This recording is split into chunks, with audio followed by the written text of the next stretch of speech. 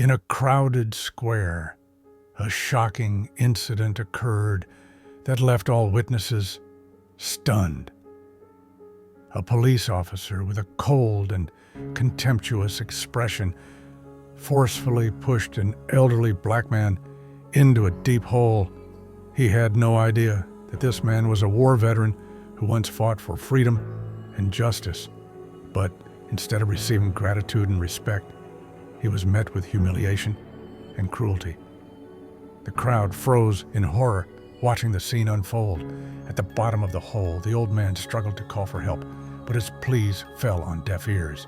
The officer remained indifferent, as if the man's life meant nothing to him. The atmosphere grew tense as the onlookers realized they were witnessing more than just an isolated incident. This was a reflection of deeply ingrained injustice. Friends, share your name and where you're watching this video from in the comments. It's important for us to know you're here with us. Your comments and engagement help bring attention to these critical issues and support our channel's growth. You are our strength and inspiration, and we deeply value every one of you. Thank you for being here. You help us shine a light on injustice and fight for equality. We are incredibly grateful for your support. The town square was bustling with life, noisy conversations, the laughter of children, and the echoes of street musicians filled the space. People hurried about their business, tourists clicked their cameras, and street vendors offered their wares. Amidst this bustle, an elderly black man stood at the edge of the square, leaning on a cane. His gait was slow but steady, and his eyes, hidden behind his glasses, were staring off into the distance, as if he were mentally going back in time, remembering his days of service. His modest appearance attracted little attention from the crowd. His shabby jacket, on which a medal gleamed faintly, and his old shoes betrayed years of hard work and hardship. But his presence attracted another man, a middle-aged white police officer who stood nearby, watching. The officer, with his sturdy build and haughty gaze, seemed to be watching the intruder to show his superiority. In his eyes, the old man looked suspicious. Clumsy cane, unkempt appearance, no idea what he was doing in the midst of a busy crowd. The policeman moved toward him, purposefully pushing the crowd apart with his shoulders. People were silent, giving way. His gaze hardened, his voice louder. "Hey, old man, what are you doing here? You got an ID?" The question sounded harsh, like a blow, causing the older man to turn around sharply. He looked confused, but not frightened. "Sorry, officer, I'm just resting," he replied softly, raising his hand to show he wasn't going to cause trouble. But that only made the policeman hotter. His tone became even more aggressive. "You don't have to tell me fairy tales. Why are you hanging around here? People are working here, and you're a distraction." The crowd began to turn around. People looked at the policeman with surprise, and some whispered quietly. The veteran, trying to maintain his dignity, raised his head. "I have served this country. I have a right to be here, just like everyone else," he said firmly but calmly. These words did not appease the officer. On the contrary, a cold glint appeared in his gaze, as if he wanted to prove something more. Raising his voice, he began to approach the old man, and the tension in the air became palpable. The noise of the square began to fade, turning into a drawn-out silence. The policeman decided that this elderly man should be punished, and no one expected that in the next moments the situation would get out of control. The policeman stopped in front of the old man, looming over him like a storm cloud. His eyes, full of contempt, easily betrayed his true attitude. He did not see before him an elderly man whose life had been filled with struggle and sacrifice. Instead, he saw only another black tramp, as he defined it to himself. "ID, now!" the officer ordered, not caring that his voice echoed around the square, attracting more and more stares. The old man slowly reached into the inside pocket of his jacket. His movements were measured, as if he was used to such humiliation. He pulled out an old leather wallet and handed the policeman his papers. "Here you go, officer. There's nothing wrong here. I'm just passing through," he said, calmly, trying not to alarm the situation, but the officer didn't even look at the wallet. He threw it on the ground, as if it were trash, not proof of identity. "Passing through," he said with a sneer. "Are you sure you're not looking for something to steal? Or maybe you're dealing drugs? Why are you even in this neighborhood? This isn't your slum." These words, said loudly and with obvious sarcasm, caused waves of shock among the crowd. People began to whisper louder, but no one dared to intervene. The old man bent down to pick up his documents, but the officer stepped on them sharply, pinning them to the ground with his boot. "Did you hear me, old man? I'm asking you what you're doing here," he continued, not hiding his aggression. The veteran raised his head, his gaze full of dignity despite the insults. He took a deep breath, trying to remain calm, and said, "Officer, I was at the front to protect this land for everyone, and for you too. I have a right to be here." These words only provoked the policeman's anger. His face was twisted with contempt. He grabbed the old man's arm, roughly, and yanked him forward, so that the cane slipped out of the old man's hand and fell loudly to the ground. "Listen, old man, your stories about the front don't impress me. People like you like to make up stories to make people feel sorry for you. Or maybe you're just a hobo pretending to be a veteran. Where's your proof? Where are your medals?" The crowd gasped when they heard this. Some began to shout objections, but the officer raised his hand, demanding silence, and leaned toward the old man. "You think your skin color's gonna make a difference? You're lucky I'm not cuffing you right now." The old man, despite the pain in his arm, endured the stare. He said nothing, but his silence spoke louder than words. Meanwhile, the tension in the crowd was growing. It seemed that just a little more and the situation would explode, but the officer had no intention of stopping, as if feeding on his superiority. He decided to push the old man to the limit. The old man, leaning heavily on one leg, tried to pick up his cane from the ground, but the policeman stepped on it again, grinning predatorily. "I said you're staying here until I figure out who you really are. Maybe you have something to hide, huh?" he said defiantly, raising his voice so the crowd could hear every word he said.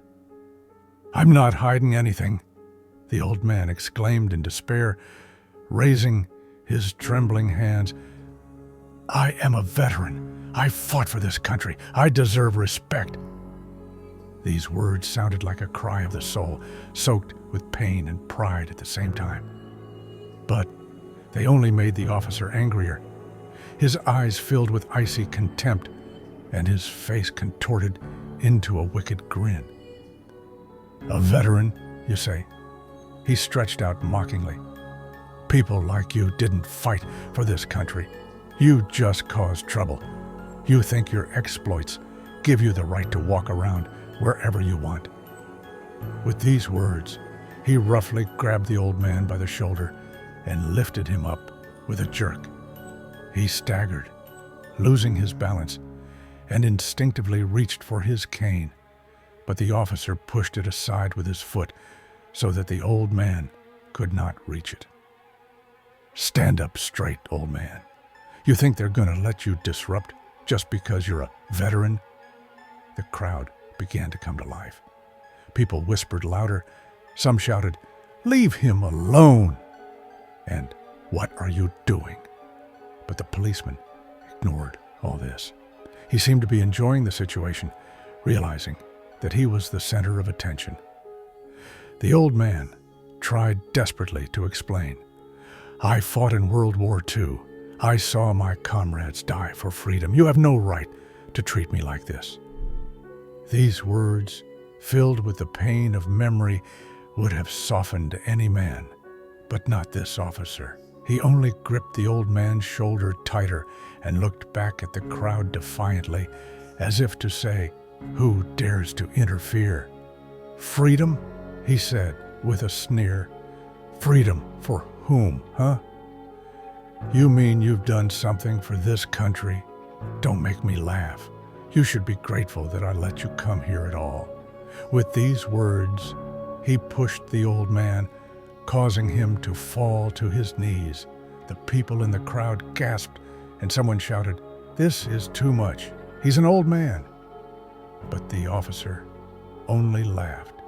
His laughter sounded like a challenge to society, like a mockery of the very concept of justice.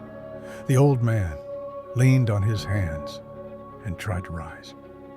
His breathing was heavy, and his face expressed both pain and pride. He raised his head again, looking straight into the officer's eyes. "You can humiliate me, but you will never take away what I have done for this country." These words did not stop the policeman. He grabbed the old man by the collar and jerked him to his feet. "You end this show right now, or I'll cuff you," he growled, holding the old man as if he were a criminal. The crowd began to shout louder and louder, but no one dared to intervene, and the old man, despite the pain, tried again to maintain his dignity. But the humiliation had already passed all limits.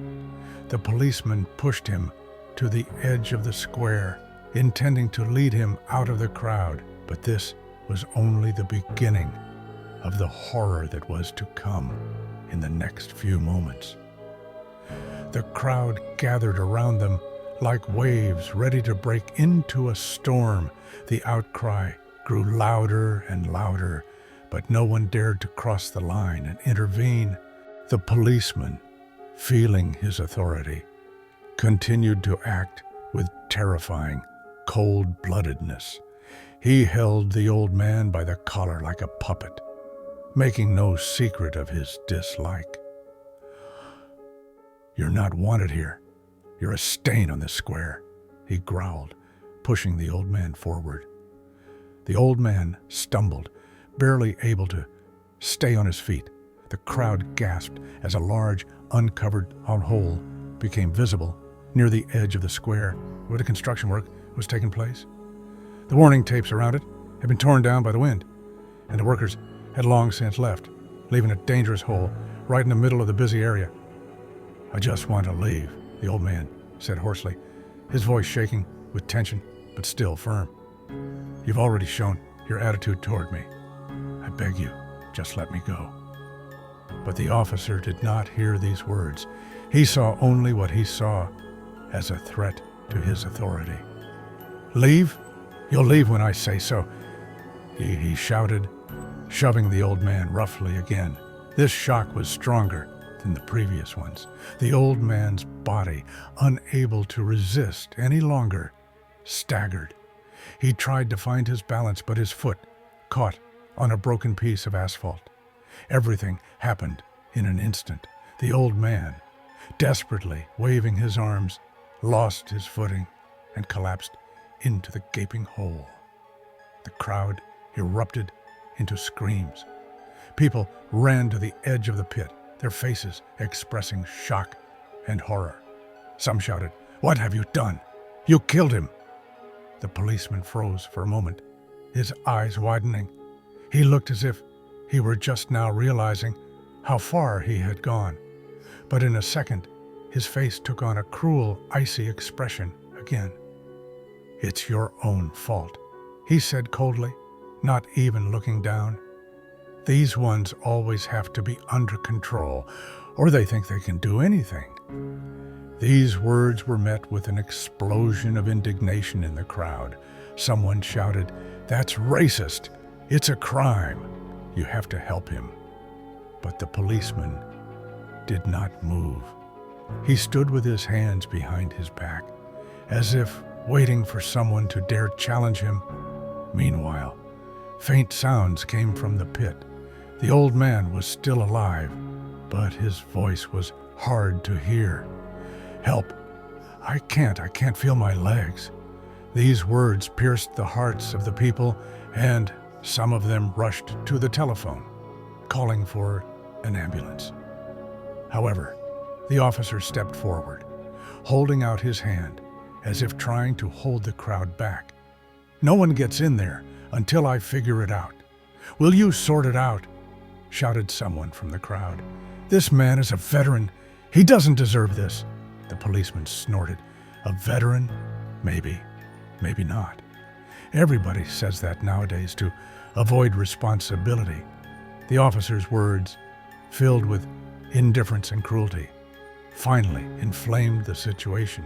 The crowd began to move closer to the pit.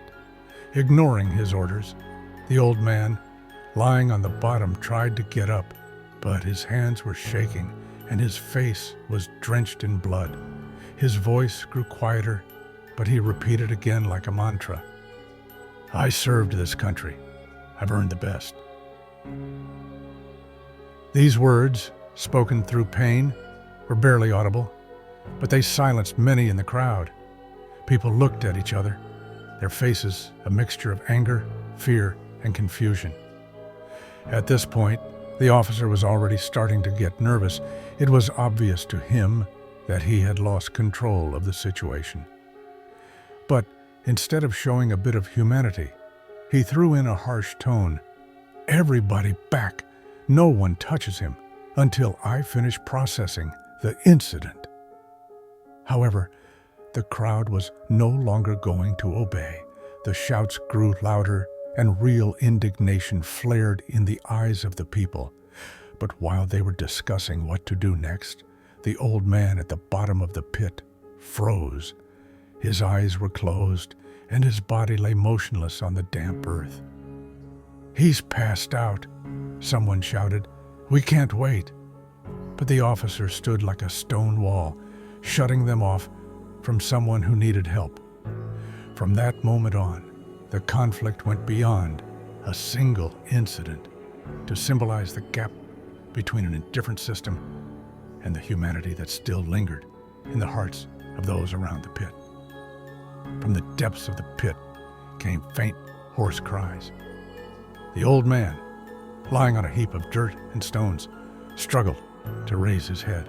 Every movement caused him sharp pain, but he kept calling, "Help, please! I can't move." His voice was barely audible, but in the silence that followed the shouting of the crowd, the words cut like a knife. The people standing around looked at the officer, expecting him to show a little humanity at last. But he only waved it away. He fell in there himself. Let him wait for an ambulance if he has to. "You can't do that!" shouted a young woman from the crowd.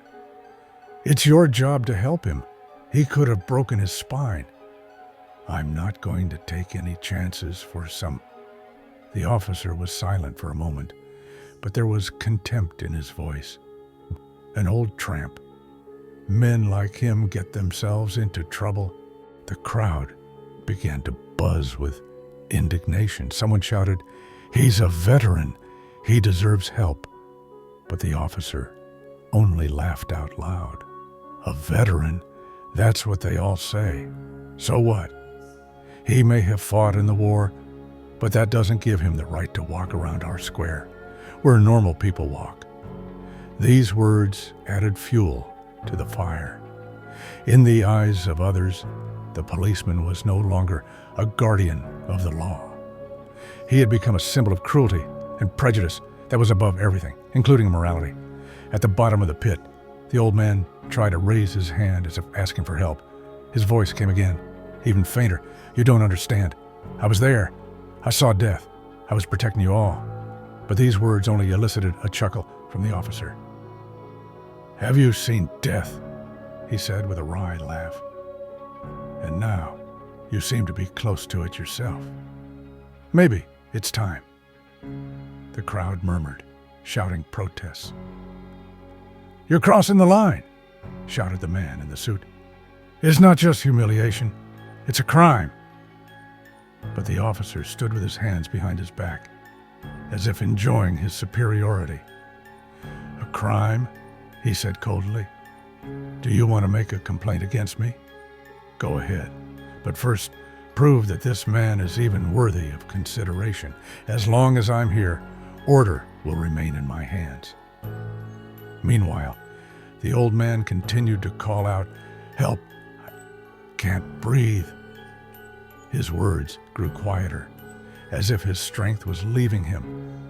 The people in the crowd noticed that his movements slowed, and his voice became a barely audible whisper. "He's dying," the woman shouted, pushing closer to the pit. But the policeman blocked her path with his arm out in front of him. "Stand back. No one goes in there until I give permission." "You're a monster," someone shouted. The officer only smiled. His face remained stony and his voice icy. "I'm just doing my job, and you can all go. There's no hero here." The crowd was boiling. People were shouting, trying to make their way to the edge of the pit. But the officer did not move. The old man below had fallen silent, his body motionless, and his last barely audible whisper, "All I wanted was a little peace." These words, full of tragedy, hung in the air. The crowd froze.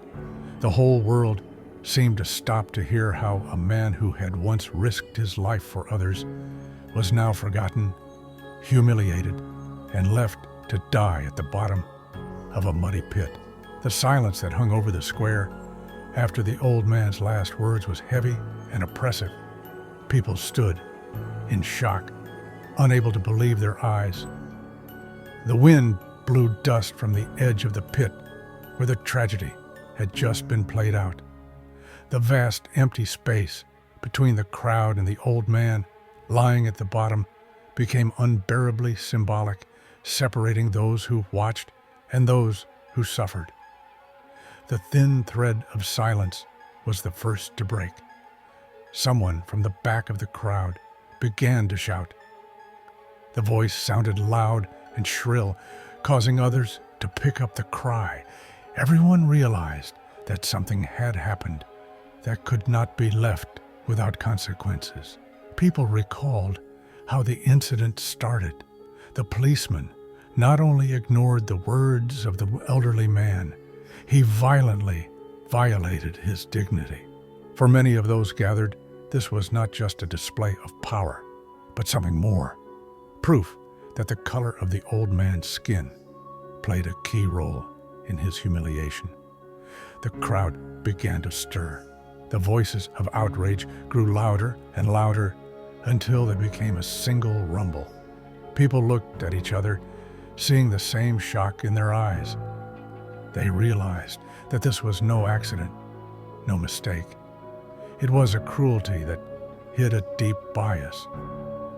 Some pointed to the pit, shouting that such a thing would never have happened if the man had been white. Others discussed how a veteran, a defender of the country, could be subjected to such humiliation just because of his background. The voices coalesced into one powerful chorus of accusations with one word: racism. Many of those gathered began to recall other similar cases.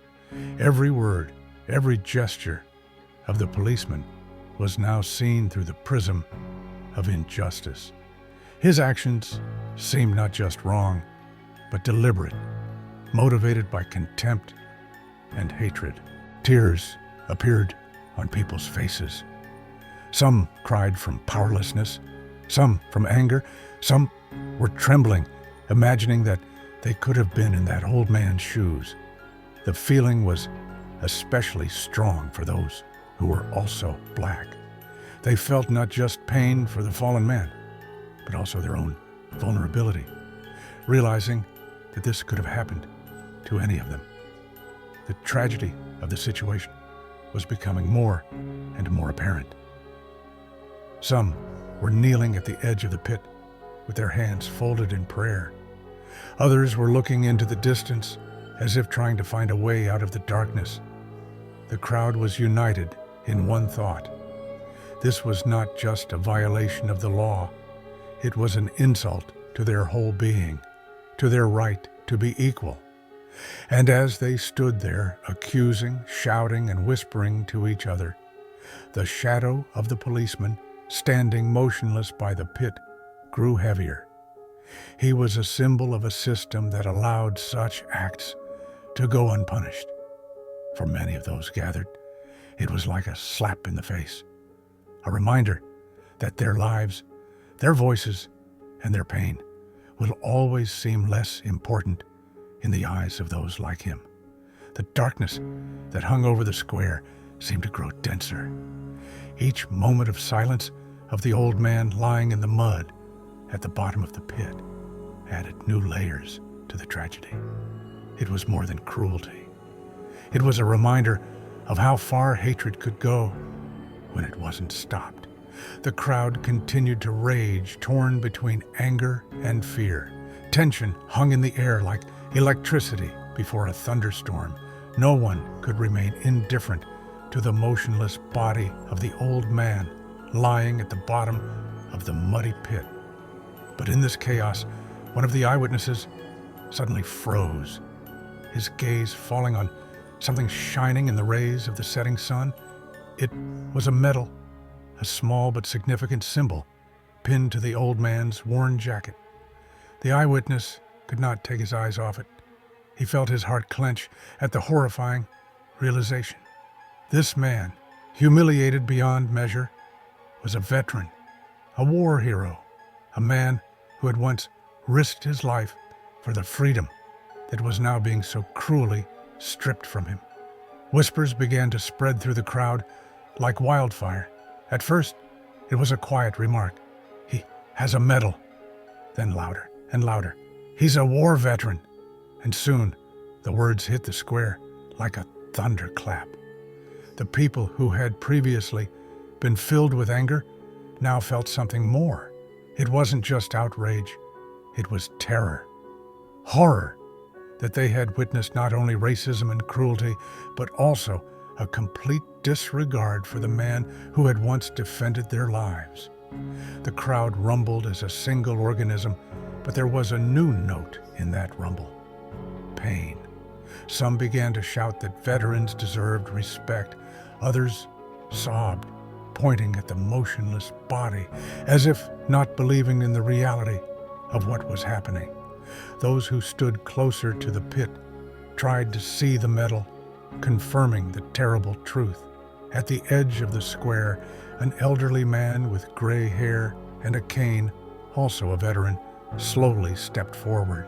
His face was contorted with rage and grief. He leaned on his cane, raised his hand, pointing at the old man lying there, and said quietly but loudly for all around him, "It's a medal for bravery. You don't just get it for nothing. This man is a hero." The words echoed through the crowd like a thunderclap. The people froze, their faces a mixture of anger, fear, and bitterness. Everything that had happened suddenly took on an even more sinister hue. Now, in front of them, was not just an elderly black man who had been unjustly humiliated by the police. This was a veteran who had gone to war for a country that had now treated him so cruelly. The crowd erupted into more shouts. Some began to demand immediate help. Others turned to the policeman, shouting accusations with even greater force. "Did you know he was a veteran? Did you see the medal?" There were voices. "How could you do this? It's not just racism, it's betrayal." The policeman, who had hitherto seemed confident, froze for a moment. His gaze fell on the shining medal, but instead of remorse, his face showed only a shadow of irritation. He took a step back, as if distancing himself from his own act.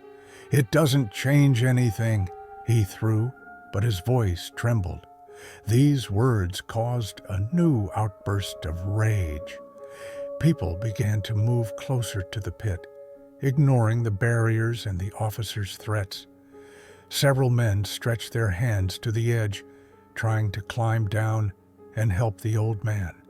But each step they took was accompanied by a sense of growing dread. What if it was too late?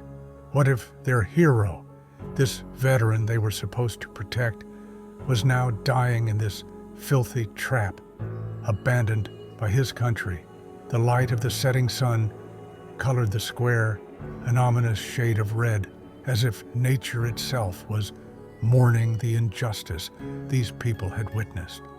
Time seemed to stand still, and fear gripped everyone. People realized that what had happened was more than the tragedy of one person. It was the collapse of the entire system that had allowed this to happen. At the bottom of the pit, the veteran remained motionless, his medal still gleaming, a reminder of who he was, who he still is, and that now he may never be lifted out of the pit again, physically or mentally. The crowd continued to cluster around the pit, filled with rage and indignation. Pointing to the medal gleaming on the old man's jacket fueled the anger even more. People shouted accusations of racism, of cruelty, of betrayal. But the policeman, still standing at the edge of the pit, kept an icy expression on his face. He knew the situation was out of control, but instead of admitting his guilt, he decided to redouble his efforts to justify his actions. "This man was acting suspiciously," he began loudly, raising his hand to overpower the crowd. "I followed protocol. How many of you know what he was doing before he got here?" The crowd stood still for a moment before the angry shouts resumed. Some shouted that the old man was just standing there resting. Others accused the policeman of outright lying. But the officer continued to speak, ignoring the protests. "How could I have known he was a veteran? I saw a man standing in the square, looking strange, perhaps intending to disturb the order. We all know that such people often cause disturbances." The words sounded like a slap. The people in the crowd froze, dumbfounded. Such people. Those two words split the square in half. For some, it was an affirmation of deep-seated racism and prejudice. For others, it was a callous justification of cruelty. The policeman stepped closer to the crowd, something resembling defiance on his face. "You say he's a veteran?" he continued, pointing his finger at the motionless body in the pit. "What if he was faking it? Who checked his papers? Who knows his medal wasn't just bought at the market? You're all too quick to judge without knowing all the facts." These words caused a real explosion of indignation. People began to shout that the medal was a sacred symbol, that no one dared question its meaning. But the officer raised his hand as if to demand silence. "Listen to me," he shouted, his voice loud but nervous. "I was just doing my job. That man could have been anyone. I was trying to protect all of you." The crowd wouldn't calm down. His words only added fuel to the fire. People, especially black people, saw in his excuses not only an attempt to hide his guilt, but an open contempt for their lives, their value, their right to respect. "If you are so worried about him, where were you all before? Why didn't you go to him and offer to help him if he was so important?" he added, trying to shift the responsibility to those gathered. The crowd murmured even more. The policeman's excuses seemed to fuel their anger, turning it into an uncontrollable storm. People shouted that his words were only an attempt to hide the truth. He saw not a veteran, not an elderly man, but only a black man who could be humiliated with impunity. Several people began shouting that such actions were unacceptable and required immediate investigation. Others demanded that he be fired on the spot. In response, the policeman only waved his hands, feigning incomprehension. I did what I thought was right. If you don't agree, you can file a complaint. But I won't let you accuse me of merely doing my duty. These words sounded hollow, lifeless. It was clear to the crowd. This man felt no remorse. For him, the old man in the pit was just a problem, not a living person with a history, with merit, with pain. The policeman's excuses did not extinguish the flame, but only fueled it, making people shout louder, move closer, unite in a single demand for justice. And at the bottom of the pit, the old man remained motionless. His medal, still gleaming in the dusty light, seemed to be the only witness to a truth that was all too obvious to all but one man, standing at the edge of the pit and continuing to defend his monstrous actions. At the bottom of the pit, the veteran began to slowly regain consciousness. His face was contorted with pain, his breathing uneven, every movement causing him suffering. He tried to rise on his elbows, but his strength treacherously left his body. There was emptiness in his eyes, a reflection not only of physical pain, but of something much deeper, utter devastation. He opened his mouth, trying to speak. His voice sounded hoarse, barely traveling the distance between him and the edge of the pit where the men stood. "Minus I serve this country," he whispered. The words were quiet, but everyone around him fell silent, listening. They were more than a story. They were a cry of the soul, an attempt to defend the last vestiges of dignity. I was there, at the front. I saw my comrades fall one by one. We fought so that you could live in peace, so that everyone could have a chance for freedom, for equality. His voice shook, filled with memories that seemed to scar his heart forever. He closed his eyes, as if he could see the faces of those he had lost in front of him. I remember once, we were standing under shelling. I was pulling out the wounded, risking my life. I wasn't thinking about myself. I was only thinking about saving others, because I believed it was the right thing to do, that we were fighting for something greater. The crowd listened with bated breath. Many stood in tears, shocked by the words that revealed a terrible truth.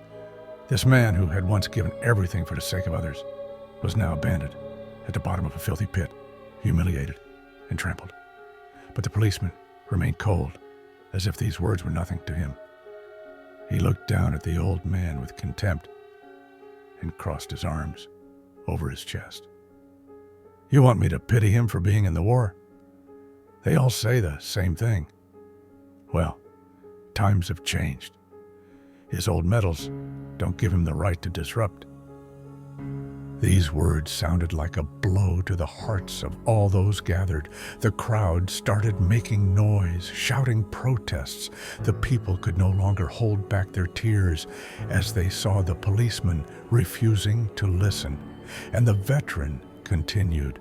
His voice was weaker and weaker, but each word sounded like a bell, reminding him of his suffering and sacrifice. I never thought that one day the country I sacrificed everything for would turn its back on me like this.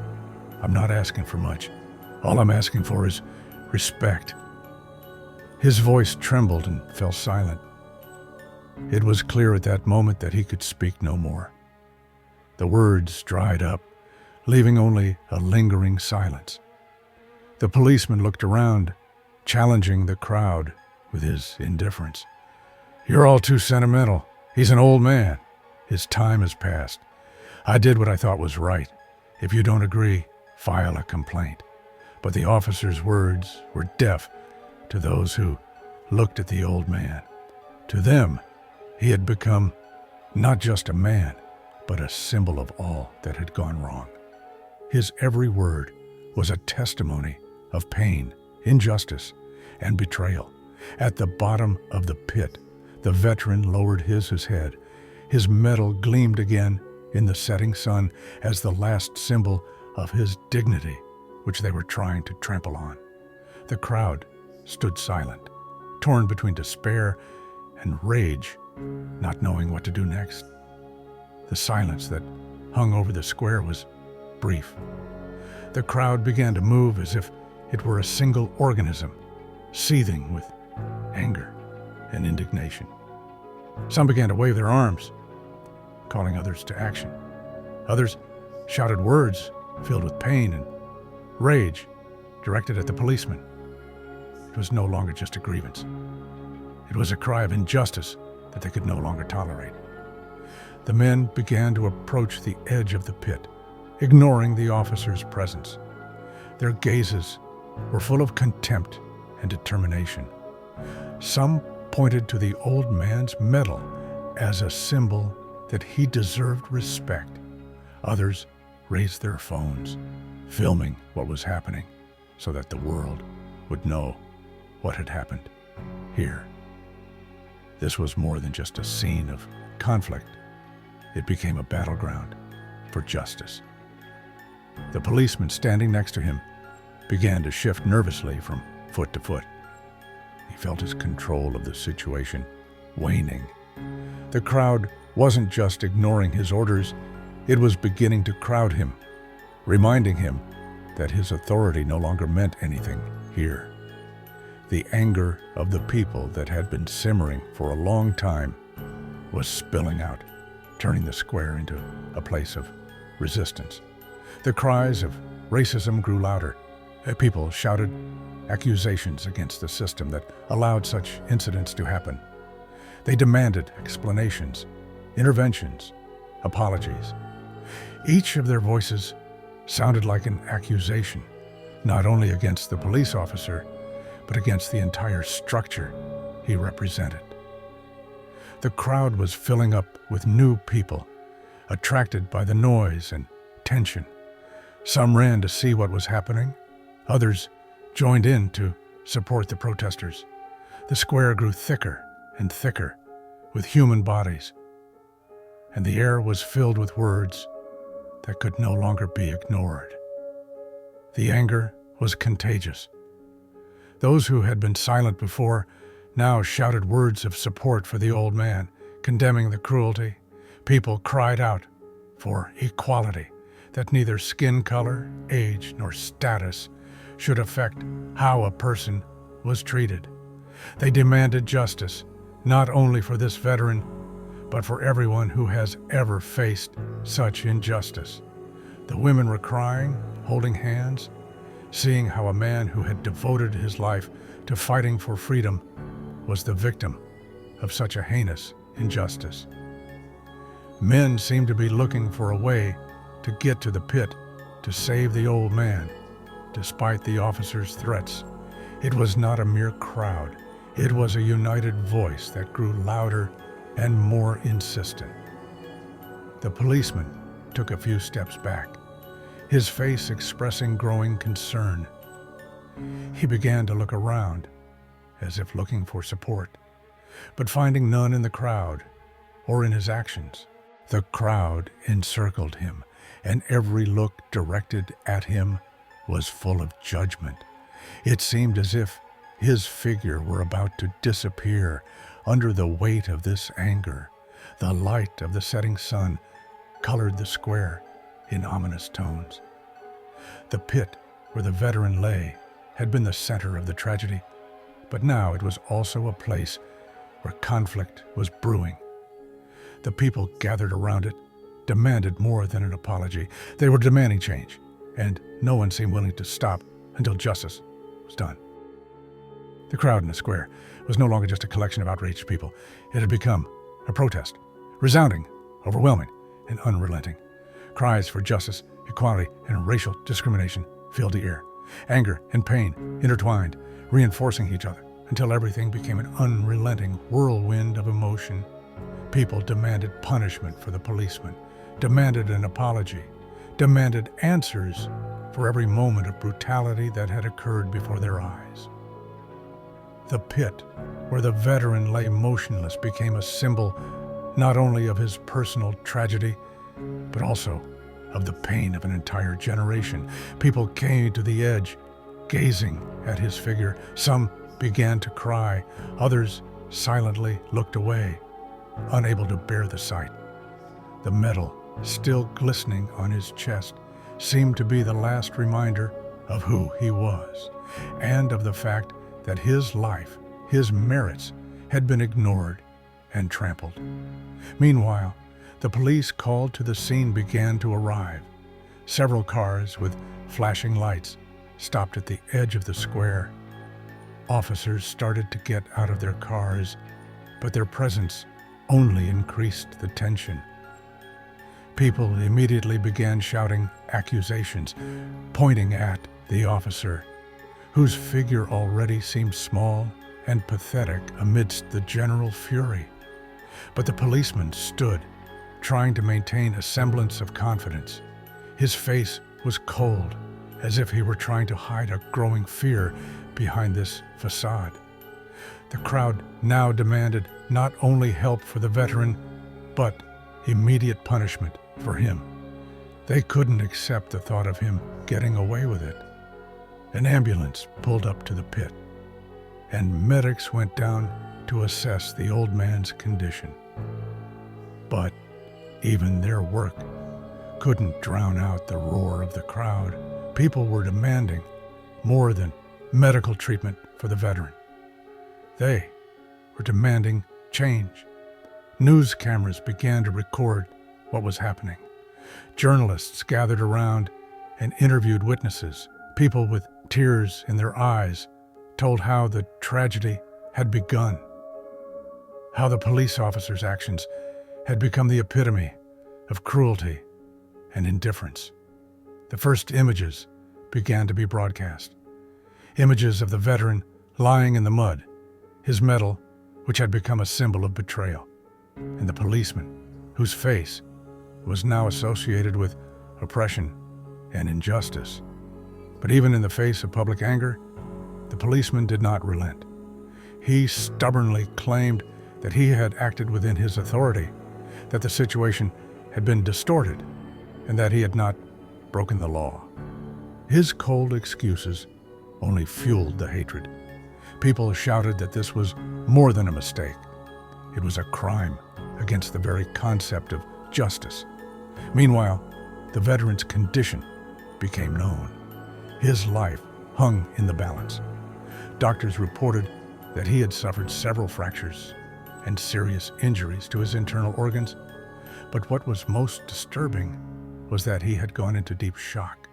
His body riddled with pain, and his soul, crushed by humiliation, seemed to have given up.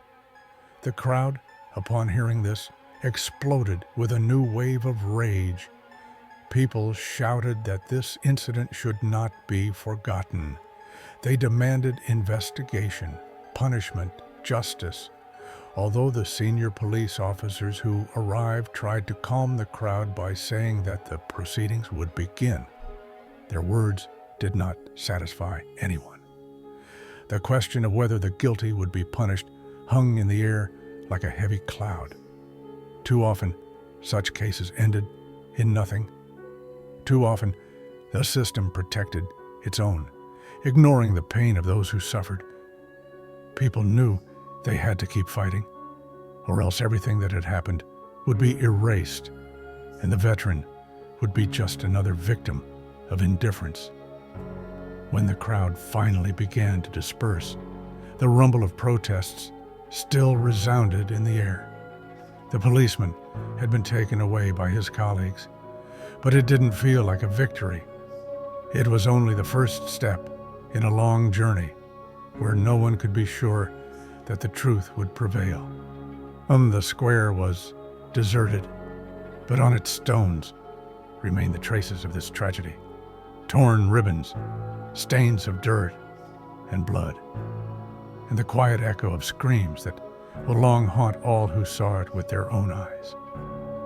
After that night, the square was deserted, but the traces of tragedy remained not only on its stones, but also in the hearts of those who witnessed what had happened. The story of the old man, a veteran who fought for freedom and equality, spread throughout the city and soon beyond. Videos taken by eyewitnesses went viral.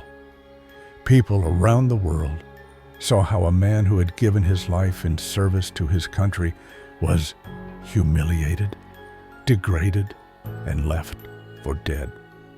At first, the authorities remained silent. The police said that the incident requires a thorough investigation and that it is premature to draw conclusions. These words sparked a new wave of outrage. People saw it not only as an attempt to cover up the perpetrator, but also as a reminder of a systemic problem that had remained unresolved for years. Protests broke out all over the city. People with placards and photos of the veteran took to the streets demanding justice. The medal he wore on his jacket became a symbol of their struggle. Its image now appeared on banners, graffiti, and t-shirts. It was a reminder that the country he had fought for had betrayed him and others like him. The story took on a national scale. Politicians, journalists, and activists began to discuss not only the case, but also the underlying issues it raised. The veteran's case became a metaphor for the injustices faced by millions of Black people and other marginalized groups. People were reminded that the color of your skin should not determine how you are treated, especially when you have dedicated your life to protecting everyone, regardless of their background. Meanwhile, the police officer at the center of this tragedy has been suspended, but the case has been slow to progress.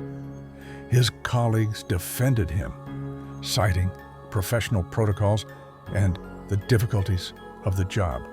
But each day of procrastination only increased anger. People demanded not only his punishment, but reforms of the entire system. The veteran, lying in a hospital room, remained in critical condition. Doctors reported that his physical recovery was possible, but his mental wounds may never heal. Family, friends, and those who didn't even know him personally came to support him. They brought letters, medals, and photographs, telling their stories of how he inspired them to fight for justice. His name became a symbol of change. People began setting up foundations in his honor, helping veterans who, like him, faced neglect and injustice. Activists drew up plans for police reforms, demanding mandatory anti-discrimination training, transparency, and accountability. But, despite the movement, the authorities remained deaf. Local officials made formal statements, avoiding real action. Their silence was yet another reminder of how deep-rooted problems in the system stifle hopes for change. The veteran's story did not end that day in the square. It was the beginning of a new chapter in the struggle for equality and justice.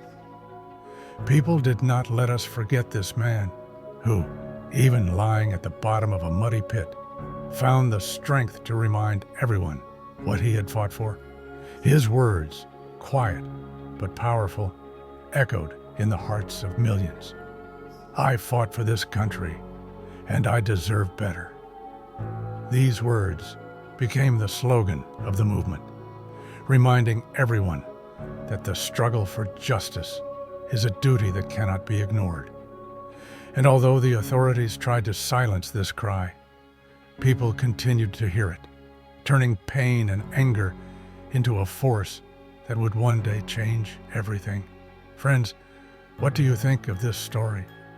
Share your opinions in the comments. We really need to hear your thoughts. Perhaps you or someone you love has experienced racism or injustice. Tell your story. Your voice can help shed light on these important topics. Oh, we sincerely appreciate each and every one of you. Your support and participation inspires us to continue discussing such important issues. If this story has touched you, be sure to like and subscribe to stay tuned for more videos. We wish you a good day and peace in your soul.